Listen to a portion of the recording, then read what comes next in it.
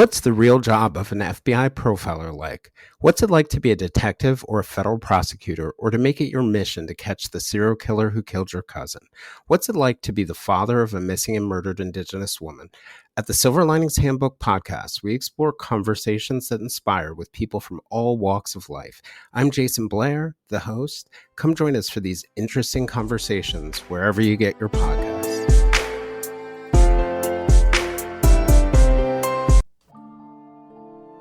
This week, I took my time machine back to 1916, and I found a bad lady. Amy Archer-Gilligan ran a small Connecticut nursing home with her husband, and after he died in 1910, the people under her care kept right on dying, at least 64 of them. She's a serial killer not many know about, yet she inspired a hit Broadway play and a Hollywood movie. Today, a special guest and I are going to dive into the grisly true story behind Arsenic and Old Lace on this Halloween edition of Vintage Villains.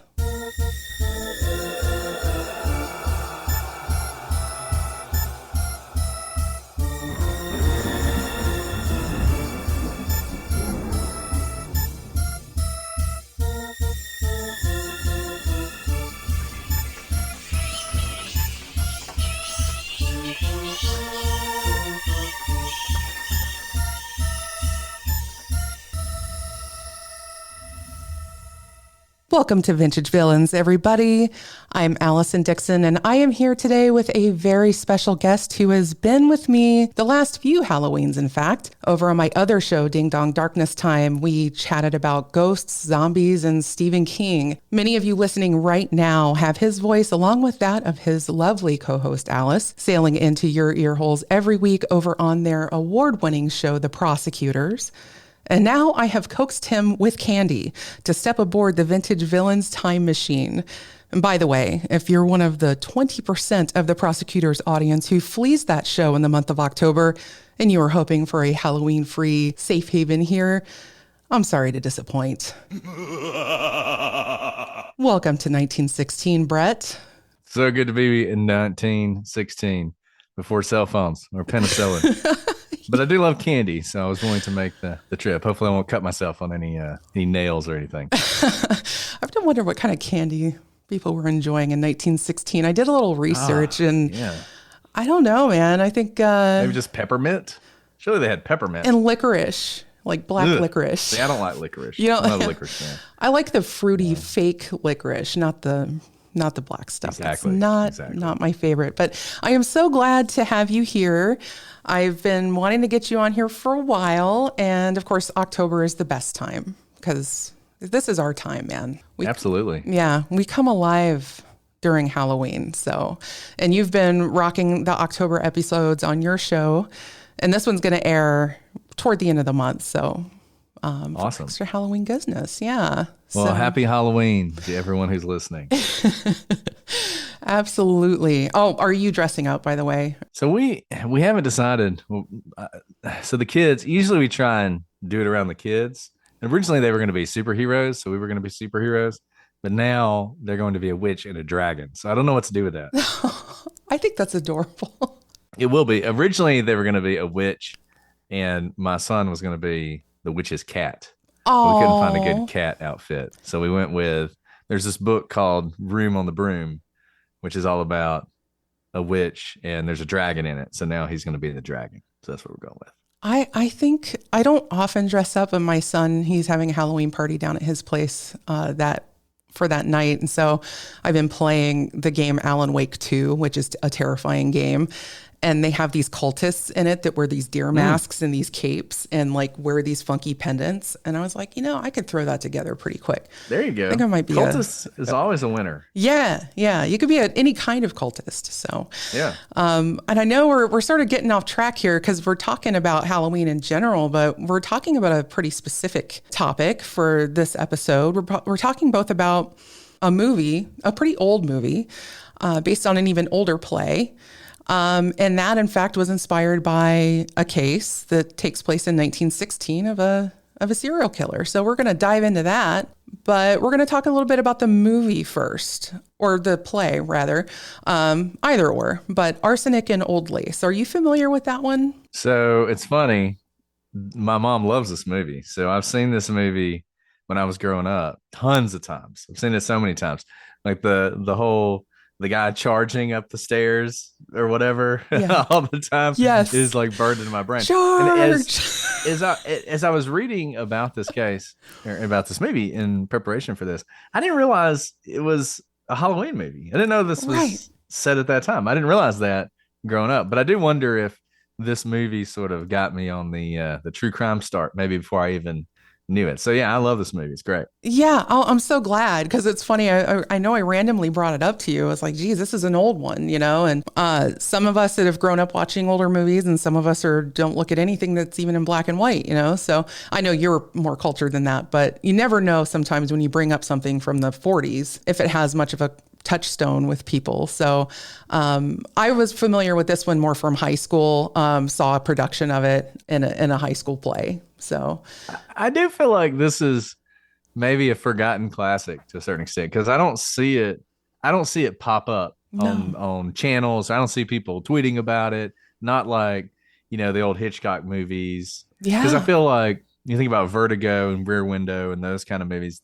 This one, it's not the same kind of movie because obviously it's not meant to be a thriller. It's not meant to be like that. But nevertheless, the same general time period with famous actors, and yet you just don't hear about it as much anymore, and that's a shame because it is a great movie. It is. I was actually shocked by how much I was laughing when I was watching it the other day because I had not seen the film. And so I'm like, all right, I'm going in kind of cold here. Was familiar with the story already, as I said, just having seen a stage production of it, but that was 30 years ago, if I'm going to date myself here. So, but we'll go ahead and I'll give a quick rundown of it for people that aren't familiar. So playwright Joseph Kesselring, his comedy, black comedy, Arsenic and Old Lace, it debuted to rave reviews on Broadway in 1941. And as I mentioned at the top of the show, it spawned a movie that was released in 1944, directed by Frank Capra, of It's a Wonderful Life and Mr. Smith Goes to Washington and, so many others, starring Cary Grant. And that's probably, again, what most people who are familiar with this story have probably seen the movie, right? Or seen it performed on stage somewhere. And it remains a standard. I know some people that love it, but they're generally very steeped in old Hollywood. That's pretty much all they watch. But because the story takes place on Halloween, I guess that's really what makes it a Halloween movie for some, but it doesn't call to that very much in the film. But we'll get to that in a little bit, but it's told in like a screwball fashion. It's a screwball comedy. It's very exaggerated and over the top. And it's the tale of two sweet little old ladies who run a boarding house together and occasionally serve their more vulnerable tenants a glass of elderberry wine laced with arsenic, strychnine, and, quote, a pinch of cyanide, which they consider a mercy killing. And then they task one of their nephews, who suffers from this permanent delusion that he's Teddy Roosevelt, to bury the bodies in the basement, telling him that they are yellow fever victims. And then they pay homage to their victims. They place flowers on their graves every Sunday. And there are 13 graves in this basement, but no mention is ever made of the smell, which maybe that's a little too much of my true crime brain coming in there, man. But I'm just automatically thinking, this has got to have a perfume going on in here. But their nephew, Mortimer, who's played by Cary Grant, he comes to visit to tell them of his recent marriage to the sweet gal next door.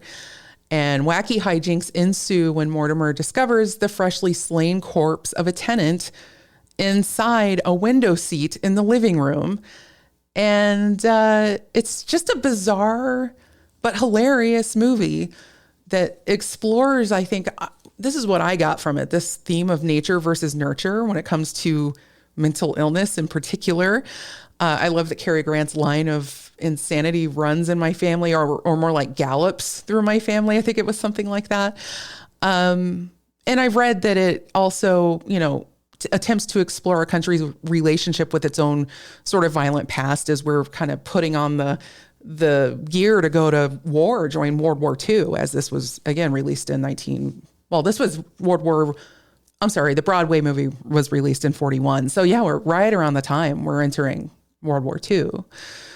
So I don't know. I think that it was interesting that Kesselring chose to tell this as an absurd comedy, because it's really, I think, the only way that they were able to get audiences to swallow this idea of a female serial killer in 1941. And it wasn't taken seriously back then, that idea. And honestly, we kind of struggle with it here in 2024. But I think it's interesting, though, considering that the story we're about to talk about here takes place not long after the crimes of Balgunis that made huge news. And she was busted in, well, she wasn't busted. She was discovered, rather, or her crimes were, in 1908. You can listen to that on my very first episode of this show. But anyway, I mean, that's the gist. But what do you think? I mean, do you think that this holds up today? I think it does. I mean, I hope Hollywood doesn't remake it because they mess up everything. But no, I think you can watch this today and get a lot of enjoyment out of it. And you're right. Some of the themes we're still dealing with, and we're going to talk about in the case, this idea of how society sort of looks differently at women serial killers and how the justice system operates differently. It's an interesting little quirk. But, you know, the movie, number one, I really enjoyed the movie. There's a couple of just random things about the movie that I think are interesting. Number one, so Boris Karloff was in the play. Yes. And could have been in the movie, but had some contractual obligation. It's funny. And this tells you how things have changed. You know, they're doing the play and everybody's focused on the play. And the play has all these contractual things about how they can't release the movie until the play has ended its run. And that's why there's actually a big gap, because the play was so successful that it took a while. But so the play is the thing driving everything, because we're still sort of transitioning from the stage to big Hollywood. But I think you can watch this today and get a lot of joy out of it. I mean, I'm trying to think of a recent movie it reminds me of. There's been a couple. The one about, and it's obviously very different, but the one about the lady who she's marrying into the family that does the games, hide and seek. Oh, yes, yes. Hide and seek is sort of a black comedy, right? I mean, it's very much sort of a horror movie, but it has a lot of humor with it as well. And I feel like this movie kind of, it fits. It's more innocent than what we typically see now. You know, we're much more cynical than I think we were back then, the pre-war era. But no, I mean, I think if you watch it today, you will enjoy it, maybe for different reasons, but it is really funny. It is. There's a lot of humor in the movie, even though, like you said, there are 13 dead bodies in the basement. Have you seen the Saturday Night Live from this last week? Not the yet. Smell of My Best Friend's House. Oh, no.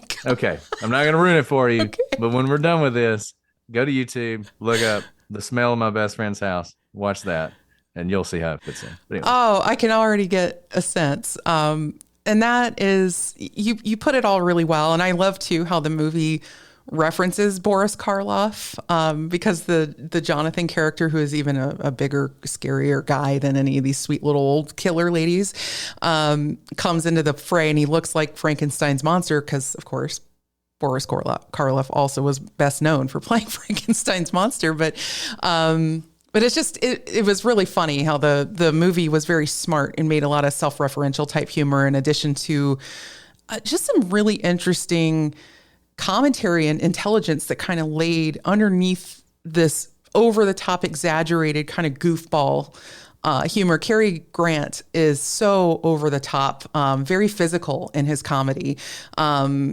And just, he had to be exhausted playing this thing, or coked up out of his mind. I don't know. He was out of it. But I love too the very dark, macabre humor in, you know, the fact you have these sweet little old ladies that are very affectionate toward their victims and refer to them in a certain way and want them buried a certain way. And you know, it's just, they remind you of like little witches in a coven or something. You know, they kind of have that vibe, like cheerful little witches in their little hut in the woods. It's sort of, you know, and that's another thing I think that gives it that Halloween vibe in a sense. It was very subtle. And they're never the bad guys. Like if you watch the movie, you never feel like they're the bad guys. Jonathan, is that his name? The Boris Karloff character. Yeah. I mean, he very much becomes the bad guy in the movie. But you never, even though these ladies have poisoned 15 people, You're always rooting for them and Mortimer. Yeah, even though, Mortimer's doing everything he can to prevent anybody from finding out about these bodies in the basement. He is turning himself into a crazy person, essentially, in his efforts to hide this horrible crime, to keep his little sweet aunts from going to prison. He'd rather them go off to the insane asylum, which is really funny. The movie really illustrates how different mental health care is in this day and age, to get somebody committed. And then you could just go off and live with the other committed person and blend in among the... We'll let you go and enjoy this movie, without spoiling the whole thing. Because, this podcast is not really about the movie. It's about the very real murders that inspired it. However, we have a little thing to get out of the way first, Brett, and you are the first guest to really, I've done the Zeitgeist Zeppelin with live recordings and stuff, but you're coming actually onto the ride with me, because I'm going to interact with you while I'm delivering this bit. I have a couple little things for you as I go through. We're going to take a quick overhead look at the year of 1916 to get a sense of what the world was like around the time the crimes of Amy Archer-Gilligan were first brought to light. The United States is about a year out from entering the fray of World War I, but in 1916 you could find a sky filled with Zeppelins of another variety, the kind Germany used to drop bombs on Paris, January 29th. And as Europe turned into a trench-filled, chlorine gas-choked hellscape, Pancho Villa and the Mexican Revolution were raging to the south of us here. It's starting to feel a little repetitive on this show when I say the year we're viewing from the Zeppelin is really intense. I say it pretty much every episode. And I'm sure I'll get to a year that's boring as hell, but 1916 definitely won't be one of them. Here are some notable events. President Woodrow Wilson officially incorporates the Boy Scouts of America, which was founded in 1910. This is also the year to see a movie star, the first ever movie star, in fact, sign a multi-million-dollar contract, thereby becoming one of the highest paid people in the world. Her name, Mary Pickford, icon of the silent era and the golden age alike.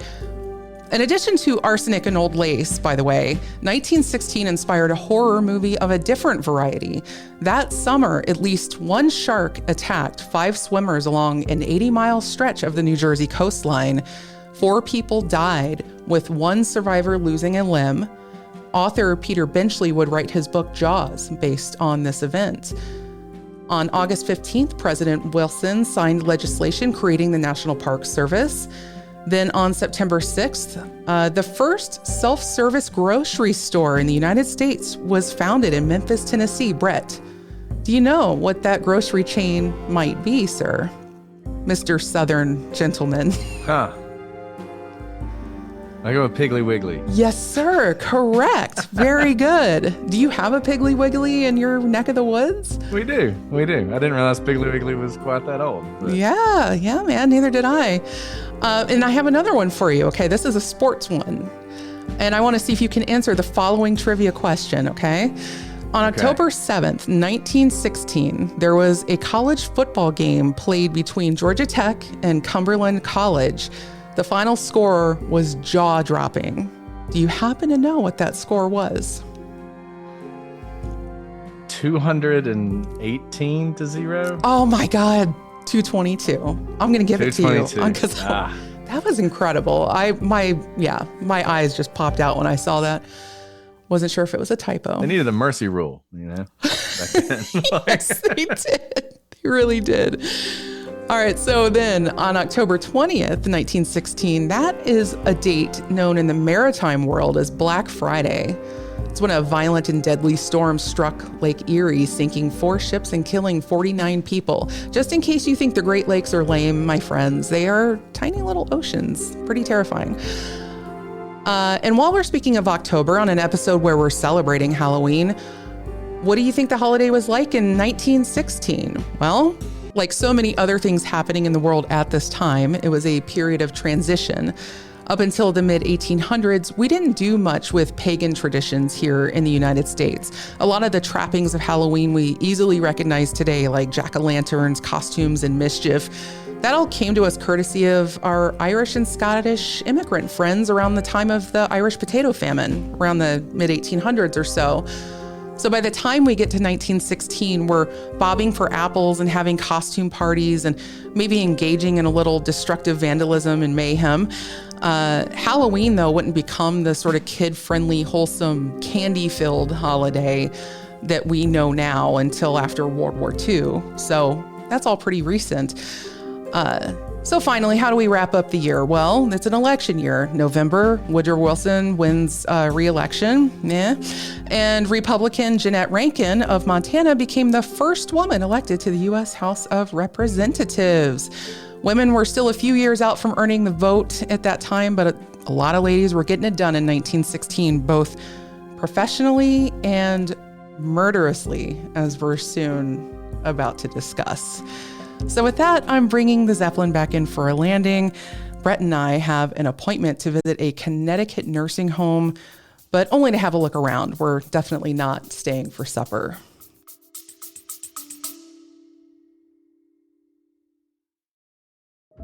Do you love old Hollywood? The iconic movie stars at the center of all the glitz and glamour of Hollywood's golden age?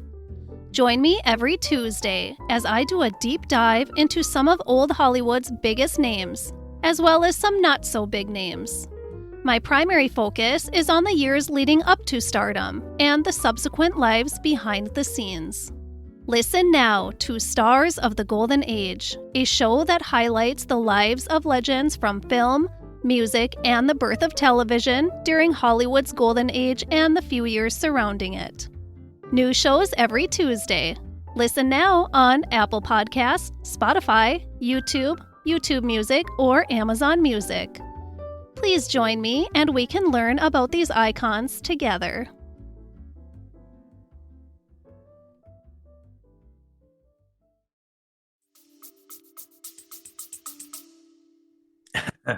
No elderberry wine for me. No, although that sounds really good. I do love elderberry. It really does. Yeah.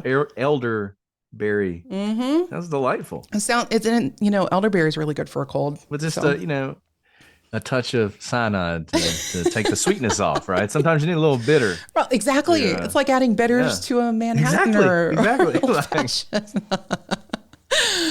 Okay, so we are talking about Amy Archer-Gilligan. And I did not know that name until, earlier this year. She's just not one of the heavy hitters that we talk a lot about. So, but when I started doing my research, the very first thing I noticed was that they have her listed on Wikipedia anyway as being born on Halloween in 1873 in Milton, Connecticut. Others, though, list the year as 1868. I learned it could either be bad record keeping, but another article said that when she got married the second time, she fudged her birth date on the marriage certificate. And I'll tell you, Brett, I don't know how many old cases you dig into, but I always find it fascinating looking at these historical cases is how much was made possible by criminals just by the fact that we had no electronic anything. The John Dillinger series that I just finished, this guy could just walk into any dealership, plunk down the cash for a car, put any name he wanted on it. They never checked anything. Oh, yeah. Fraud had to be the most rampant crime of probably the olden times, I would guess, like insurance fraud. Well, insurance fraud, absolutely. Yeah. And it's remarkable how often people would take insurance policies out on somebody, then murder them and collect it. Yeah. I mean, that was H.H. Holmes's entire MO as well. There's a book called Furious Hours, which was about To Kill a Mockingbird. Harper Lee. So Harper Lee, she wanted to write a true crime book, just like her buddy Truman Capote. Truman Capote did. Yeah. And so she was onto this case of a minister who would take out insurance policies on members of his flock and then murder them and collect the money. So, yeah, I mean, that was fraud, like you said. Very until we widespread. could learn how to do picture IDs and then feed things into computers and everything. It's amazing. And that really wasn't until now they just the use the computers 90s. to steal all your money. Yeah. So. Like, Exactly. you know, the Exactly. We don't fraudsters. have to go to all this trouble. Just steal an identity. Yeah. But she was the eighth of 10 children, Amy was. So she came from a pretty big family. And it turned out, I guess, several of her siblings were institutionalized for mental illness themselves. And then, which then reminded me, I don't know if you've seen the documentary on Max called Six Schizophrenic Brothers. It is fascinating. You have this very traditional Irish Catholic family in the 1950s get together. They have 12 kids and, big, happy family. And then they start getting older, the kids do. And one by one, they're getting diagnosed with debilitating schizophrenia. And it ended up being 6 or 7 of the 12 siblings had schizophrenia. And they were able to use this family, I guess, to do a lot of interesting research genetically to see if there was some sort of a marker or whatever. Just a fascinating documentary. I highly recommend. But it makes me wonder, given, the person we're about to talk about today and, of course, the family that she came from, it's interesting. And of course, it explains that theme of mental illness that sort of runs through Arsenic and Old Lace. I think Kesselring picked up on that. So then she enters adulthood, and of course, is common of the time, you get married and settle down and have a family. She marries a man named James Archer in 1897, and they have a daughter named Mary that very same year. And they moved into a home in Newington, Connecticut, and that was owned by a man named John Seymour, who was an older man and was pretty frail himself. They cared for him in exchange for room and board. And then when he died in 1904, they rented the house from his heirs and turned it into a nursing home that they called Sister Amy's Nursing Home for the Elderly. And I guess I'd take a second to set the scene a little bit for what this industry looks like in 1907 when this is going on. At the time, elder care, there was no elder care industry in this country.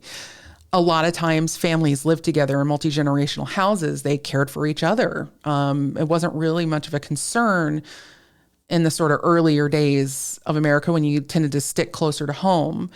But then the Industrial Revolution happens and we start expanding across the country, going west and, having all these big booms everywhere around the country, and people are splitting apart. Families are splitting apart and they're going to live in places where they have better economic opportunity. And then this means that a lot of people get sort of left behind. They don't make that move or whatever. So they're sort of left without care. It was an interesting way to see how people sort of filled that gap. So various towns would have poor farms, they called them, to help care for the needs of the elderly. They were sort of funded locally. And a lot of the people that lived on them did labor in exchange for a place to stay, essentially. So it was interesting to read how James and Amy Archer were actually considered pioneers in this concept of nursing homes, or they were even called them old folks homes. That term was born back then. I was curious if there was any indication that John Seymour, his death was anything other than natural. We probably don't know, but I was just curious. I did dig to look. I had the same question. And in fact, when we look at the death records and stuff that were coming out of the homes that Amy and James ran together, I had some suspicions. The death rates weren't as high until after James dies, but their people are kicking off kind of quick under their care, it seems like. And there is a book that I wasn't able to finish reading in time, but it's called The Devil's Boarding Room.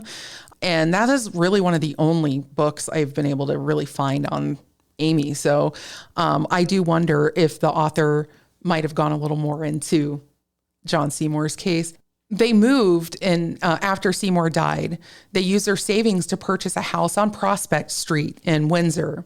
And that became the Archer home for elderly people and chronic invalids. We would not use that word today, but that's what they called it then. And they became pretty prominent members of society. They gave to the community. They gave to a lot of charities. They were very active in the church. They were a pretty upstanding couple. Their daughter was very musically gifted, apparently, and they spent a lot of money on lessons and things for her. And And so these were well-known members of the area. And here's one thing I found interesting is that they called the residents of their nursing home inmates.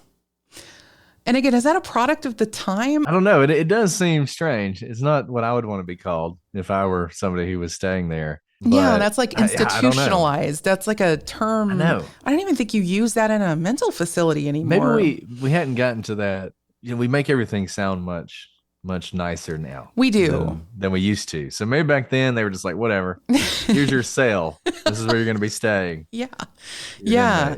an It is like, yeah, I think you're right. I think that term just hadn't been sanitized yet. So if you're just living in with some mates, man, they're inmates. Exactly. We're in here with our mates. Yeah. But they would advertise the services in local papers. They made postcards. I'll post a picture of one of those postcards on the Facebook group and on Instagram so you can get a look at it.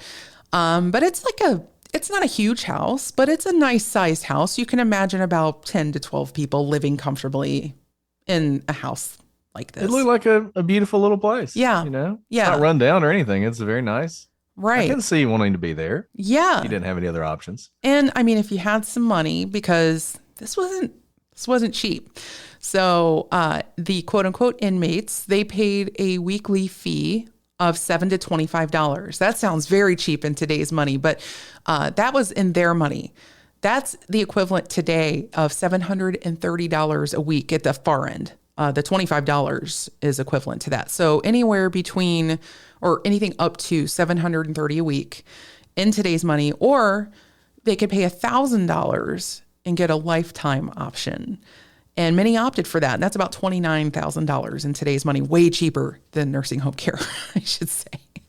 Yeah. And, if you just do the math on that, even if you're paying the $7, that's less than 3 years worth of room and board. And if you're paying 25, it's less than a year. So the $1,000's definitely the way to go. Oh, for sure. You're going to be there for 10 years.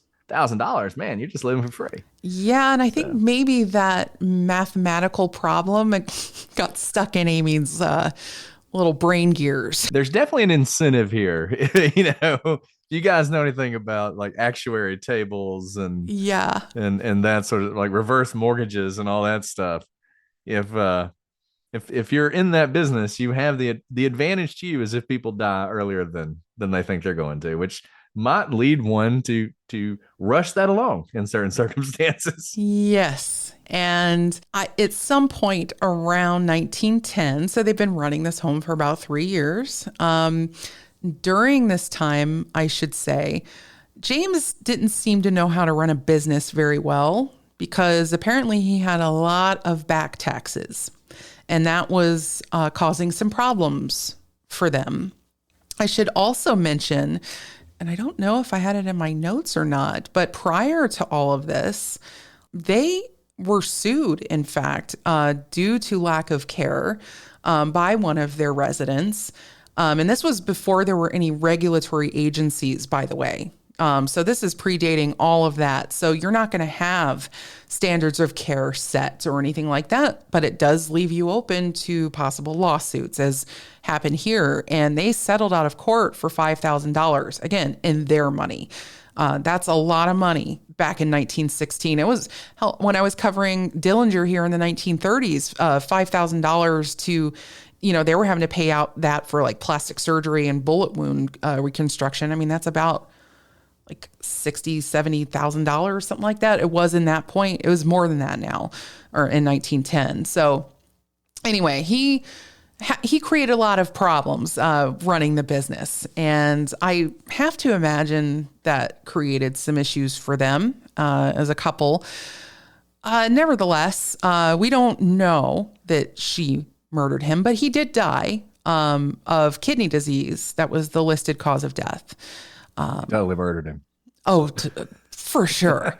For sure. She took out a life insurance policy on him. A few weeks prior, she pulled the old Belle Gunnis. And all of her confirmed killings had natural causes listed because, poisoning looks like natural causes on its face, especially back in those days, although they were getting pretty good at being able to recognize certain things. Poisoning deaths were pretty common back in these times, I think. But thanks to that life insurance policy she took out on him, she got another $5,000 or so and was able to continue running the home on that policy. Although there were some correspondence letters I was seeing on one article where she was being badgered quite regularly for that tax bill, and she was kicking the can down the road. So I don't know how much she was like paying up on that, but she was trying to use her widow status to sort of get sympathy from people in the town. And Windsor was this booming town. It was starting to double its population like at a very fast rate. And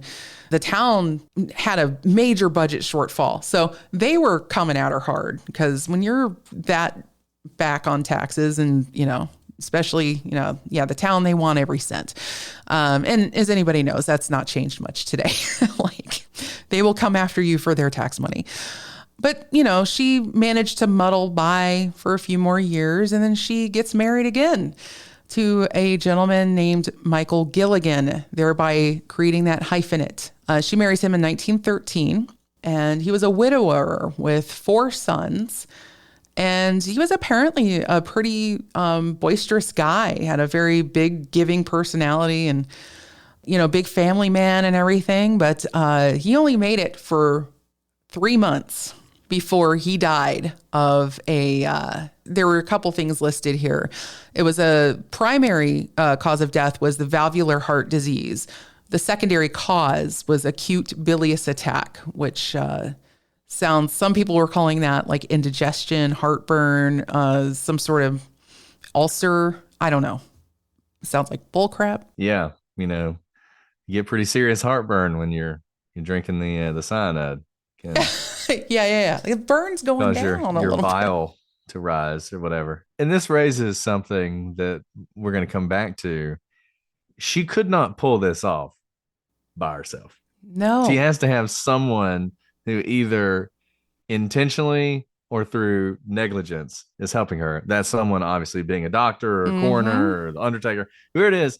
She's not writing the death certificate, presumably. Someone else is writing that out. And they're the one who was saying, oh yeah, valvular heart disease, bilious attack, whatever that means. Looks right Just to me. Just a coincidence. It was all your good cooking when he got married to you. 3 months, he's gone. This doctor didn't consider over the years the number of death certificates coming his way, often from a lot of the same causes, similar symptoms. So yeah, there is definitely a complicit player in this whole thing. But yeah, I'll get to him in a bit, because obviously, yeah, she would not have been able to pull this off without it. And I am amazed that she got away with as much as she did.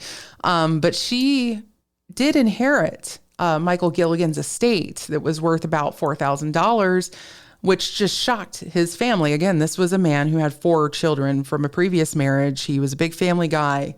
They were expecting to get a cut of that. She got everything. Of course, it would be later revealed that she forged his will. Again, we're talking about fraud. So easy back in these days, man. You want to take someone's will over? Just sign their name, and you don't even have to change your handwriting.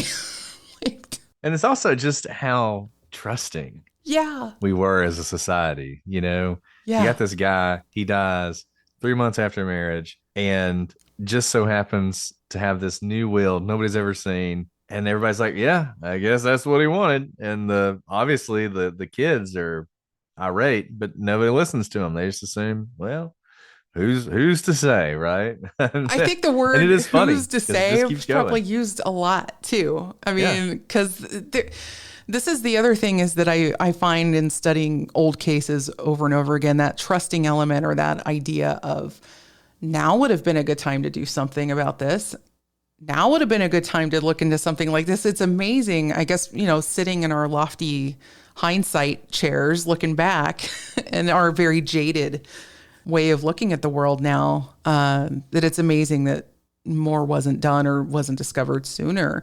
But again, too, I think her and Belle Gunness played this to a certain degree as well. She's this widowed woman who has a daughter that she's trying to raise alone and just working hard and trying to catch up on her bills. Communities love women like this.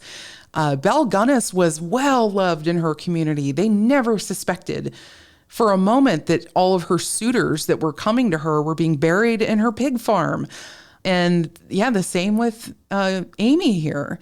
But anyway, like she kept maintaining that home. You know, she got that insurance money, but the home, again, wasn't indicated the maximum number that she had at a time, but I guess it was estimated she had around 10 at a time. And most of them were unhealthy, they were infirm, or they didn't have any local family. Again, this is why people come to places like this, right? So between 1907 and 1917, there were more than 60 deaths in the Archer home.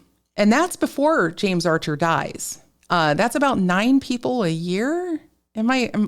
Don't trust my math. I work with words, not numbers. That's a lot of people for a 10-person nursing home. You got to have a revolving door spinning like a top. And I think, the fact that these people, number one, were already sick, but even more importantly, didn't have that local family. Yeah. So even if they had family members, they would not have seen them necessarily in those last few months. So she could always say to him, oh yeah, he started declining and it was really rapid. And if you'd have seen him two weeks ago, you would say he didn't have much longer. She could say that and maybe they would believe it. And the thing is, I feel like at this time, death was just a more present thing. We didn't sort of hide ourselves from death the way we do now. Mm-hmm. And it didn't come as a shock maybe as much as it does now to people. And so maybe there was just more sort of these things happen, right? Like any number of things can kill you. We don't really have great medicine. It happens, especially when you're older. And so people just sort of, they, number one, didn't have the information they need. Number two, there wasn't anybody really to argue for these people. And number three, and you've already touched on this earlier, she was a person for whom there would be no suspicion. Right. Like no one would be thinking, this is strange. Like just, they would block that out of their mind because they had this sort of societal wall that said people like her don't do things like this. So it must just, something in the water, right?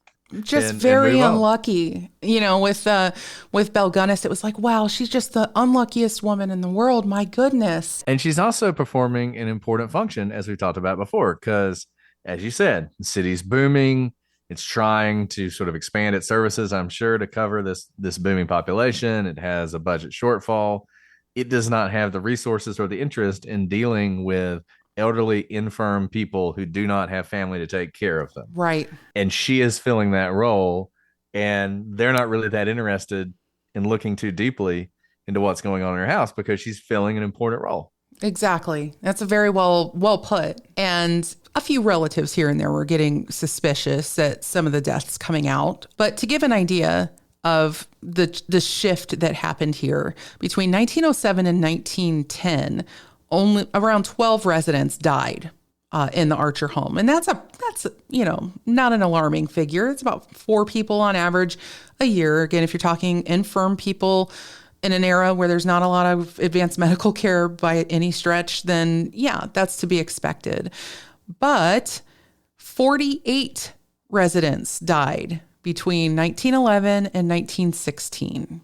So that essentially doubled the deaths per year on average. That is a huge spike. But again, nobody's tracking these deaths. These days, there are, regulations, facilities have to report deaths and they keep track of these. And if there's any kind of aberration going on, there's an investigation. There are agencies designed to track these things. And really, this stuff kind of still happens on occasion. It's just that they tend to catch it before 60 people are dead. And I have to wonder, if this is a 10-person facility, you're essentially flipping every year new residents. And let's just assume that all those residents are paying the $1,000. And that's $100,000 a year. No, $10,000 a year. Yeah. Which is the equivalent of, how much should we say? Like $200,000? Yeah, over 100,000 probably in that time period. Yeah. So she's pulling a lot of money. She may have some money she can kind of give here and there to make people look their other way. She's probably, as we said, she's active in the community. She's funding things. Mm-hmm. There's all sorts of reasons why no one would look askance at her, given how much money is flowing into that place at this point. Yeah. And if she is giving to charities, and let's just assume she's already caught up on her taxes by this point. Let's hope so. My goodness. I know. But that she would be considered this benevolent person. You don't want to get rid of that. It sort of reminds me of what was happening in Killers of the Flower Moon, the Osage case, where you had the community kind of bigwig, the benevolent man that played by Robert De Niro, who supported this entire community and did a lot of things for them. And meanwhile, he's systematically murdering the people who have the oil rights. So you kind of just keep an eye on some of those very prominent people, because it's like, it's interesting. Yeah. And looking back at the math, you've got $1,000 to 29,000. So if that's 10 people, so it's $300,000 essentially. Yeah. She's taken in, and I'm sure her expenses were not that high. I don't think she was offering the best care. No. I don't know what her expenses were in poison, but when it came to food, I'm sure she was. Yeah. And I mean, even if you cost. factor in the fact that these people need certain medications and things like that, I would imagine that she's able to cover that stuff too. I mean, it's not like the pharmaceutical industry back then was not what it is now. So they probably, a lot of the stuff these people are taking are things you can mix at a, apothecary down the street or something like that. At some point though, her greed really gets out of hand here. And again, she did bring in people about as quickly as she got them out. Part of her whole MO, and this is, again, having that doctor, that complicit doctor that we mentioned earlier, kind of helping her out here, is that as soon as someone died, he would come and pick him up. He acted as both the coroner and her personal physician for the residents in the home. It was kind of a perfect little pipeline. And again, I dug around, maybe, I don't know if you know anything of this. I dug around to see. There were some suspicions of him, but nothing that really pointed to them saying that he was complicit in this. But he had to know. I just don't believe for a second he didn't know something weird was going on here. And, I don't know if we want to talk about it now, but my thought on that was he had to have known this has to be either he is just incredibly naive, or this is another symptom of the naivete of the age, where they would say, well, surely the doctor wouldn't be involved in this. There's no way, right? Yeah. I mean, he had, I just. Oh, we're not going to impugn the reputation of a doctor. It's just no, exactly. this whole idea of, we judge people by the class in which they exist, and no evil people will exist in this tier. It wouldn't be the first or the last case where you discover something that's kind of embarrassing for everybody. Yeah. We just want to get this taken care of, closed, point to the person who's responsible, and move on. We don't look too deep to know whether the doctor's involved or what influence maybe her money might have had. We just want to move on. And you could certainly see something like that happening here. Absolutely. So things start to come apart after the death of a particular resident who did not fit the profile of a typical Archer home inmate. And that is a man named Franklin Andrews, who was 61 years old. And he was one of the rare healthy residents. He probably just needed a place to live. Maybe his family moved away or had passed away and he was the last one left. But either way, he took up residence there and he did a lot of gardening around the premises. And on the morning of May 29th, 1914, he was out gardening in the yard and fell extremely ill. And by that evening, he was dead. And the doctor had diagnosed him before he died. It looks like he's got a gastric ulcer. And then he was dead. And his sister, Nellie Pierce, who wanted to get to him immediately, Amy was like putting her off. She was saying, you don't need to come tonight. He's probably not going to make it tonight. Just come in the morning. And by that point, she'd already had his body removed, from the house. I mean, it was like instantly, put his sister on alert, like something weird is going on here. And it's very similar again with Belle Gunness. Her victims were largely lonely men who didn't have much family, but they had money. Usually because they were immigrants that sold everything that they had and came over here to settle down. So they usually had a few $1,000s on them. And they didn't have family that came over with them. They came over alone. And so they were the perfect victim until you find that one victim that has a family member that cares. That's usually when you find a lot of these types of killers that prey on the lonely. They slip up and they realize that not everybody is as lonely as the previous people. So this is kind of what happened in this case as well. And so she starts going through her brother's possessions and finds letters between him and Gilligan where she's demanding more money from him. And apparently this was a pattern with a lot of the residents, they would later discover. She was taking loans out from the residents who had already paid her. And then she was knocking them off before she had to pay them anything back or before they would cause a ruckus and become a problem for her. Crazy coincidence, you know. It's just so much greed. Like, how much money do you need? Yeah, what was she spending all this money on?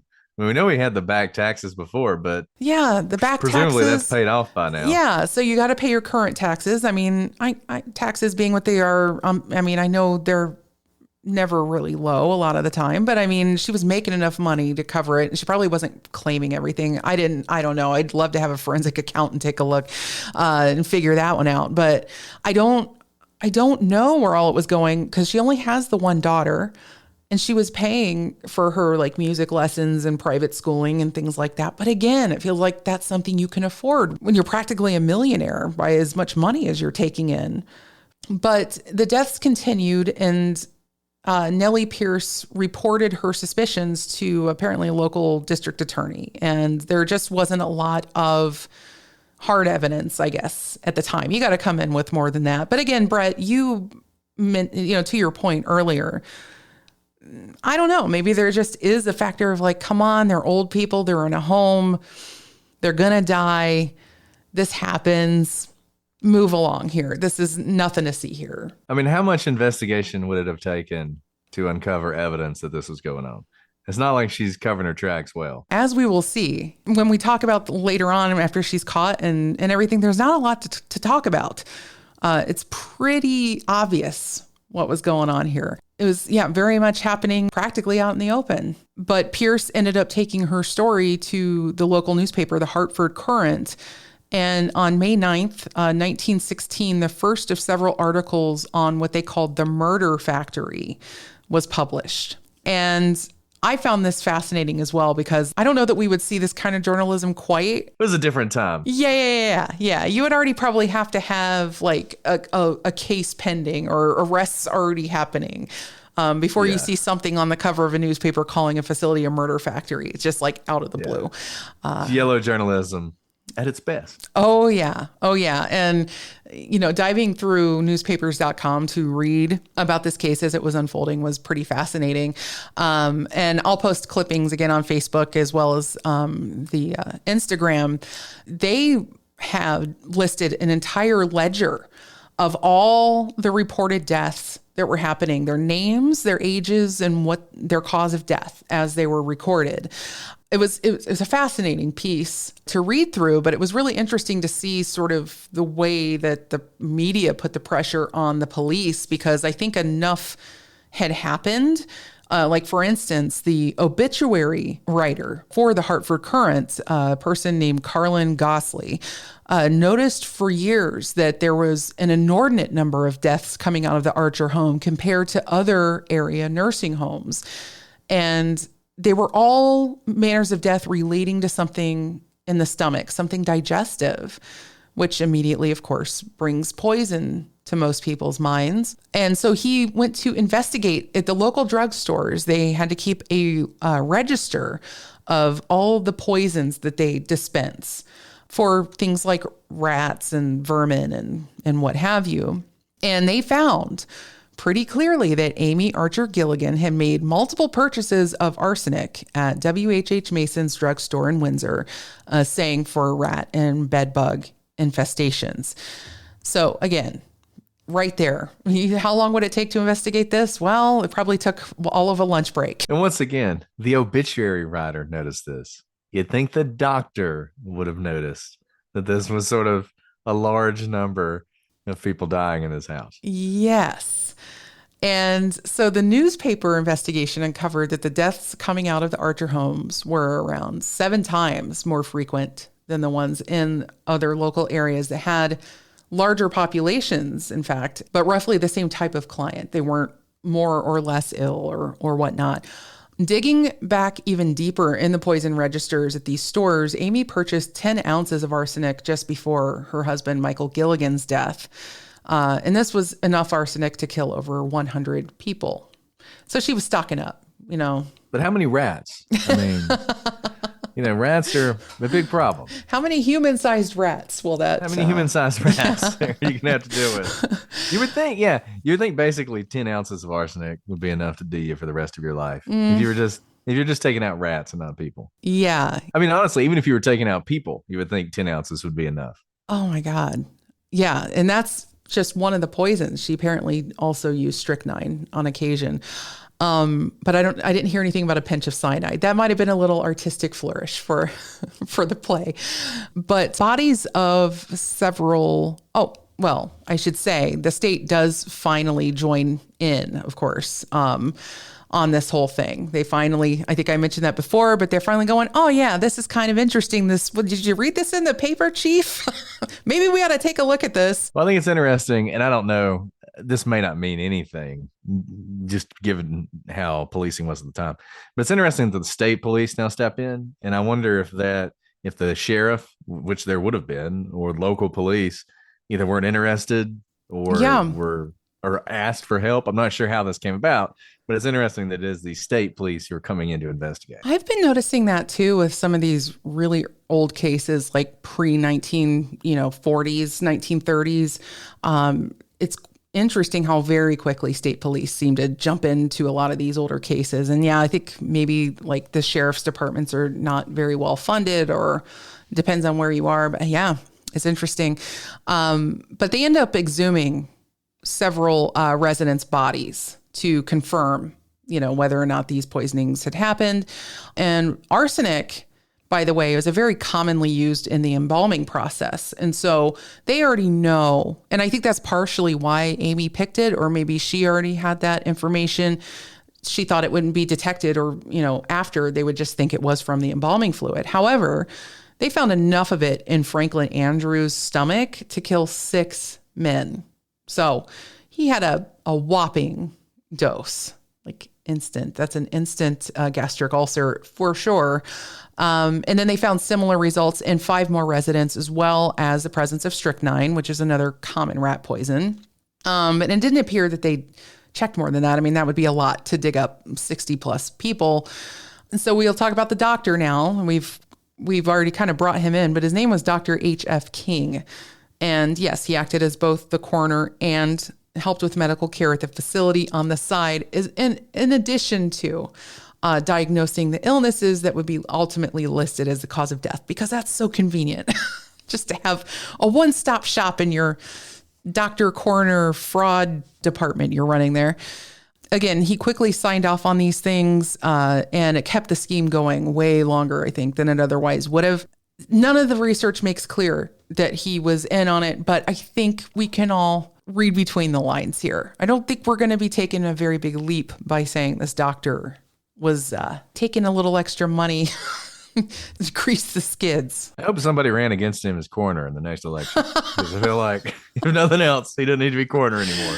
Oh my God, no kidding. I mean, given all the stuff I've just read from like gangsters of the Depression era, a lot of these doctors that treated these guys were doctors like King here, who ended up becoming disgraced and kicked out of the profession. So they end up sewing up criminals and doing, other back alley procedures to make ends meet. So I have to think his life kind of went in that direction. But the investigation, this really just flew all over me, revealed that she often sent her residents to the store to get the arsenic that she'd later use to poison them. Like, wow. She was not very nice. I mean, in addition to poisoning people to death, she wasn't very kind to them in life. Maybe she thought, this would, surely she wouldn't do that if she's going to kill them, right? So somehow it would shield her from liability. That's an interesting point. Like, maybe they accidentally ingested the stuff that I sent them to pick up. Yeah. They thought it was for their tea or something. I don't know. And you have to wonder too, if she thought at any point like she was going to get caught. Like eventually she was going to get caught. I don't know. I mean, that's the thing about this case that's a little maddening, is that there isn't a ton of information. You would think there would be a little more of it, but there's really not, in terms of like getting into her head and figuring out like what she must have been like as a person, like her personality. I'm very curious. Like at some point, like, did she just think the gravy train was just going to dry up? She was just going to keep going? I don't know. But she was eventually arrested, and her trial began in June of 1917. And apparently they started out with 5 counts, ended up reducing it to 1. And that was for Franklin Andrews. And then 4 weeks later, she was convicted and sentenced to death. But she would be given a new trial after an appeal had gone through. And again, the legal information here is very vague. They just say like there was a technicality. We don't know. Can you venture to guess what might have happened here? I mean, I know she was a little nutty, but it couldn't have been, no. I don't know. Honestly, in 1917, the number of technicalities that would get your murder conviction overturned weren't that great. Yeah. There just weren't that many. So I don't know. I mean, I'll tell you what I honestly think it is. I think the courts were a little squeamish about this whole death penalty for the lady thing. Oh. And I just wonder if they kind of found a way to kick it back so that next time, let's not give her the death penalty. Let's just give her life without. I kind of wonder if it was something like that. I mean, everything's so formal and there's so much structure, and you prevent communications. You never want judges talking to prosecutors or anything like that. It wasn't like that back then. I mean, everything was much more fluid. So it would not surprise me at all if there was some sort of kind of agreement where it's like, we're going to send this back this time. Don't do the death penalty so we can be done with this. I mean, I can't. That's pure speculation. Right. But it's hard to imagine what would be the issue in her trial that would get her a new trial once again in 1917. I mean, she didn't even have a right to an attorney in 1917. What exactly are going to be the issues that would get her a new trial? I think you're onto something there, because it is interesting that, she's given a new trial. Then she pleads insanity. And that trial began in June of 1919. So she's already been in prison a couple of years. And I guess from the way it sounds is that while she was in prison during that stint, she was pretty out of her mind. And a lot of doctors came in to testify toward her mental illness, like saying, yeah, she's got some problems here. And then her daughter Mary gets on the stand and tells everybody their mother was a morphine addict. I don't know, though, how that would have played a role in it. I think they were really just trying to get people to have some sympathy for this hysterical woman, as she would have been referred to then. But nevertheless, they put on the parade, but she was convicted of second-degree murder and sentenced to life. She never admitted to any of the killings, by the way. But in 1924, she was declared hopelessly insane, was a term that I saw in the research there. She was transferred to the Connecticut General Hospital for the Insane in Middletown, and she remained there until her death in 1962. She lived until 88 years of age. I read that she worked in the cafeteria there. It's kind of ironic. Oh my God. But do not eat anything served. Yeah. By Miss Gilligan here. But no, I think all of this is a farce. I think all of this was, they all came together. They decided this is what they were going to do. They weren't going to execute her. They didn't even like the idea of having her in prison. It was a different time. Put her in an insane asylum. She'll never get out. I really think that's what's going on. I mean, I could be wrong. And like I said, I'm speculating. It just feels like there is a lot of desire to just move on from this and get her somewhere. They don't like the idea of executing her or dealing with that. Just move her off somewhere we won't have to see her again, and she'll be gone forever. And she won't remind us of our own shortfalls of what happened here. That here we are, we have this prominent house in the middle of this community and all these people are dying and nobody's noticing. And, or if they're noticing, they don't know what to say or how to intervene or whatever. So it is, it's a very unfortunate situation that, speaks to, I guess, speaks to a lot of things, actually. A lot of changes that happened as a result of this were regulatory. They started, states started keeping track of deaths in nursing homes, and there were inspections that would happen. And of course, nowadays, this industry is, regulated all to hell, just like a lot of medical stuff. So, but a lot of it did start here. So I guess we can say, the pioneers of this industry got a lot of people killed, but trying to do better. That's the thing, right? Regulations don't come from the people who are trying to do it right. They come from stuff like this. This is why we can't have nice things, basically. Yeah, exactly. And of course, Joseph Kesselring, decades later, would research this case that he learned about as a young boy, and he'd write the play Arsenic and Old Lace. So that is the story, the very macabre story behind a pretty funny but also macabre movie that you should watch this Halloween because it's pretty great. It's amazing. But I do find it interesting, the whole female serial killer thing. I think if this had happened today, it's hard for us, right? We kind of look at a lot of true crime. So we're going like, well, of course, this is the way a woman tends to kill. She poisons or is a caretaker type position. And usually women serial killers kill for money or other resources, whereas male serial killers tend to kill they're motivated by sex and power, or the hunter instinct and whatnot. So it's interesting to kind of look at it like that. But this is considered more of your typical female serial killer cases. So people don't poison people like they used to. Used to be a proper country, but no more. No. We know how to look for poison now. Exactly. So, that's the problem. That's the thing. We're running out of things. Now they can get your genetics from your cousin and figure out what you did. All the mystery's gone. Basically, just don't do it at this point. Yeah, just don't. Sorry, guys. Yeah, I recommend just don't. It's not worth it. Don't murder anybody. That's our advice to you. Our gift, our treat this Halloween is don't murder people. Well, that is fine advice indeed, my friend. But as long as people keep doing murders, folks like you and I will always have shows talking about it. I want to thank Brett, as always, for joining me to talk about this case. He is just such a good sport, and he has a lot going on, and I'm always grateful for any time he wants to come and hang out with me. I look forward to having him back on again, but you know where to find him if you want more excellent true crime investigation, as well as some looks into some pretty enduring mysteries. As always, I recommend their series on the incident at Dyatlov Pass, but there is so much more you can find over on the Prosecutors and their sister show, Legal Briefs. I also want to thank my dear husband, Ken, for putting together the Halloween remix of the Vintage Villains musical theme and all the other work he's doing behind the scenes to help keep this time machine up and running. And that thanks also goes out to all of you who tune in, spread the word, leave reviews, or have joined the Patreon for early episodes.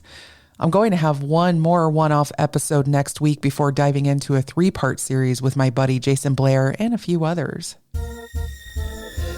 If you have any additional info you want to contribute on this case we discussed today, find me at vintagevillainspod@gmail.com or over on Instagram or on our Facebook group, the Vintage Villains Soiree. Now, you know what to do. Get out there and make good history, and I'll see you next time in another century.